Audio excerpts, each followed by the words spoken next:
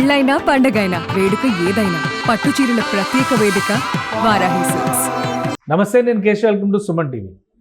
చాలా కాలంగా ఎదురు చూస్తున్నటువంటి నిరీక్షణకి ఒక ఫుల్ స్టాప్ పడేటువంటి సందర్భం కనిపిస్తుంది. 2025 ఫస్ట్ డేట్నే ఒక గుడ్ న్యూస్ తీసుకొచ్చింది పవన్ కళ్యాణ్ ఫ్యాన్స్కి.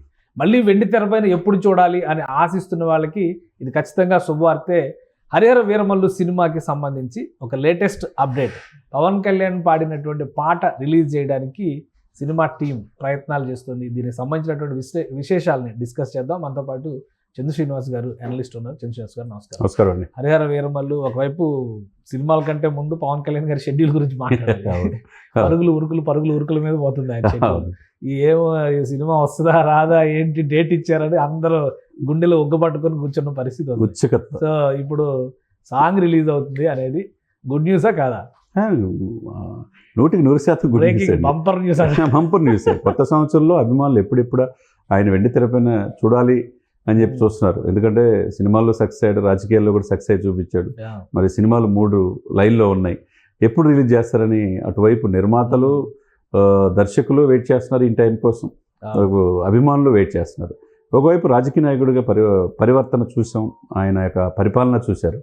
ఇక సినిమాల్లో ఆయన నటన గురించి చెప్పాల్సిన అవసరం లేదు. అందులో చారిత్రాత్మక నేపథ్యం ఉన్న సినిమా కాబట్టి మీరు చెప్పిన పాయింట్ ఆఫ్ వ్యూలో తీపి వార్త ఏంటంటే రేపు 6వ తారీఖు 9:06 ఆయన స్వయంగా పాడిన పాటని అది ఇప్పుడు విచిత్రంగా ఆయన పాట రిలీజ్ చేయటం అనేది నిజంగా సినిమా ప్రేక్షకులకి, సినిమా అభిమానులకి ప్రపంచవ్యాప్తంగా ఇది శుభవార్తగానే మనం పరిగణించాలి.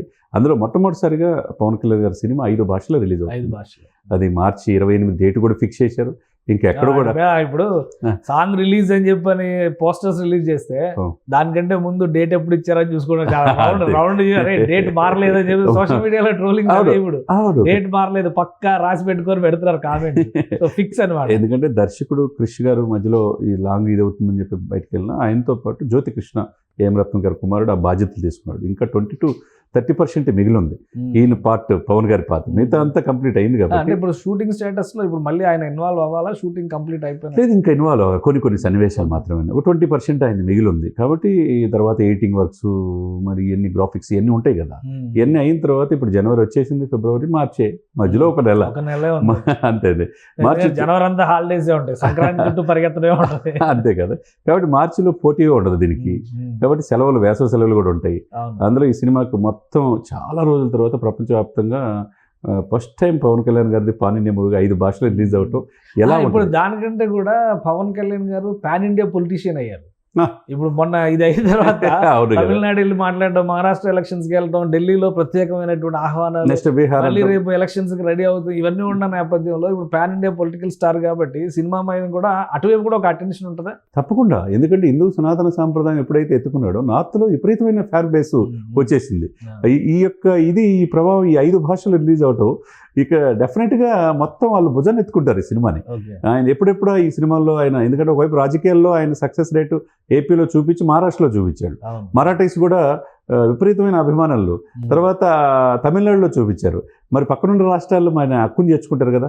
ఈయనకేంటి తమిళ్ తెలుసు, ఒరిస్సా తెలుసు అనేది ఇవన్నీ కూడా భాషలు 5 భాషలు 3-4 భాషలు దాదాపు 5 భాషలు వచ్చాయని తెలిసిపోయింది. కాబట్టి ఈయనలో ఒక నటుడి నుంచి రాజకీయాల్లోకి పరిపక్వత చెందారు. కాబట్టి రాజకీయాల్లో 100% స్ట్రైక్ రేట్ మీరు అన్నట్టు national political star, pan India political star అయ్యారు.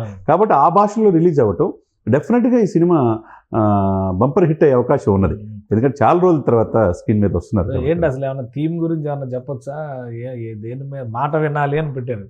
ఎవరి మాట వినాలి, ఏం మాట చెప్తారు, అదే పూర్తిగా ఎక్కడ కూడా రివీల్ చేయట్లేదు.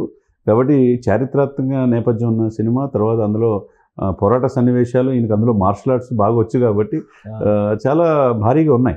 అది ఏంటి దీని సినిమా, దేనికోసం పోరాటం, ప్రజల కోసం రక్షకుడిగా వస్తున్నాడా ఏంటి, దర్శకుడు ఏ విధంగా, 2 దర్శకులు పేర్లు వేశారు ఈ తమను.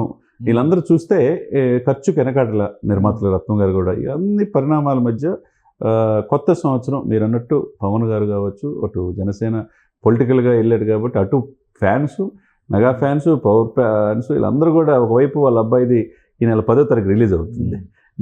గ్లోబల్ స్టార్కి ఎదిగిన రామ్ చరణ్ది. ఆ తర్వాత ఒక నెల గ్యాప్ ఇచ్చి మార్చిలో ఇది రిలీజ్ అవుతుంది. అంటే 2024 అంతా అవార్డులు పంట మెగా ఇంట అని చెప్పి మనం అనుకున్నాం. ఒకవైపు గ్లోబల్ స్టార్ ఎదిగి ఆస్కార్కి ఎదిగిన రామ్ చరణ్, వరల్డ్ రికార్డులు, చిరంజీవి గారు 2-3 అవార్డులు, పద్మవిభూషణ్ అయ్యాడు. ఈయనేమో వరల్డ్ రికార్డ్ 13,336 గ్రామాలు. గత 2024 ఇలా ఉంటే కూడా గిన్నిస్ బుక్ లోకి వచ్చారు, ఎక్కేశారు. బుక్ ఆఫ్ రికార్డ్స్ ఈయన వెళ్ళాడు. మొత్తం ఇవన్నీ 2024 అనుకుంటే ఇప్పుడు 25 కూడా స్టార్టింగ్ లోనే మొదటి 3 మాసాలు మెగా ఫ్యామిలీ ఉన్నాయి. జనవరిలో గేమ్ చేంజర్ ఎట్లా గేమ్ చేంజ్ అయిపోతున్నాడు అనేది చూస్తూ ఉన్నారు. భారీ బడ్జెట్ మూవీ. అదేవిధంగా ఇది కూడా హరహర వీరమల కూడా భారీ బడ్జెట్ మూవీ మార్చిలో అవుతుంది. కాబట్టి 2025 కూడా మెగా అభిమానులు కావచ్చు, అటు పవన్ గారి అభిమానులు కావచ్చు, అంత శుభసూచకంగానే కనపడుతుంది. గతంలో పవన్ కళ్యాణ్ గారు కూడా 2-3 సినిమాల్లో పాటలు పాడారు. అవును, కథ ఆయనంతా ఫోక్ ఫ్లోర్ల మీద పాడడం అనేది ఒక అలవాటుగా పెట్టుకున్నారు. ఆయన గద్దరు, వంగపొండు అంటే బాగా ఇష్టం సార్. అంటే సమకాలీన పరిస్థితులపైన వాళ్ళకి భావాలు ప్రజల్లో ఒక చైతన్యం కలిగించాలంటే ముందుంటాడు పవన్ గారు, అందులో డౌటే లేదు. ఆ పాడిన పాటలు కూడా చైతన్యం ఉంటేనే పాడతాడు తప్పితే ఫోక్ స్టైల్. మనం చూస్తే అత్తారింటికి దారేదిలో పాడిన పాట కానీ, బేట్రాయి సామిదేవుడా అనే పాట కానీ, అలానే అజ్ఞాతవాసిలో కొడక కోటేశ్వరరావు పాటని పాడాడు. అవి కూడా విశేషంగా గబ్బర్ సింగ్ లో పాట. ఇవన్నీ ఒక స్టైల్ కి అలవాటు పడిపోయారు జనాలు. ఇక్కడ ఏం చూపిస్తారు? ఇక్కడ ఏమన్నా కొద్దిగా నేషనల్ పాన్ ఇండియా మూవీ కదా, ఏమన్నా డిఫరెంట్ మనకు కూడా పూర్తిగా తెలియట్లా ఏ విధంగా ఈ మూడిటికి మీరు అన్నట్టు ఈ 3 సినిమాలకు డిఫరెంట్ గా ఉండబోతుందా? ఎందుకంటే దాంట్లో ఆయన అవసరం మెసేజ్ ఓరియంటెడ్ కావచ్చేమో అనిపిస్తుంది. అవును, చైతన్యం తీసుకొచ్చేది ఉంటది తప్పకుండా. కాబట్టి ఆయన ఒప్పుకున్నాడంటే పాట పాడడానికి, ఆయన మెసేజ్ నచ్చకపోతే ఒప్పుకోడు ఆయన. అది కూడా అది గ్రేట్. ఇప్పుడు వరకు మనకు తెలియలా ఆయన పాట పాడాడని కానీ తెలియలా.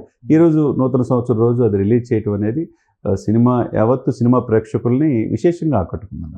థ్యాంక్ యూ చంద్ర శ్రీనివాస్ గారు. ఇంకొక 5 రోజులు ఈ ఉత్కంఠ కొనసాగుతుంది. హరిహర వీరమలలో పవన్ కళ్యాణ్ గారు ఒక పాట పాడారు. ఏపీ డిప్యూటీ సీఎంగా పరిపాలన మాత్రమే కాదు, సినిమాల పరంగా పాటలు పాడి పరవశింపజేసేటువంటి ప్రయత్నాలు ఆయన చేస్తున్నారు. దానిలో క్లారిటీ ఇచ్చారు. మాట వినాలి అనేటువంటి పాట 6వ తేదీన ఉదయం 9:06 సినిమా టీం రిలీజ్ చేయబోతుంది. ఇక release date, cinema release date విషయంలో కూడా పక్కాగా మార్చి 28ని ఫిక్స్ చేసి పెట్టుకోవచ్చని ఫ్యాన్స్ ఫుల్ సందడిలో ఉన్నారు.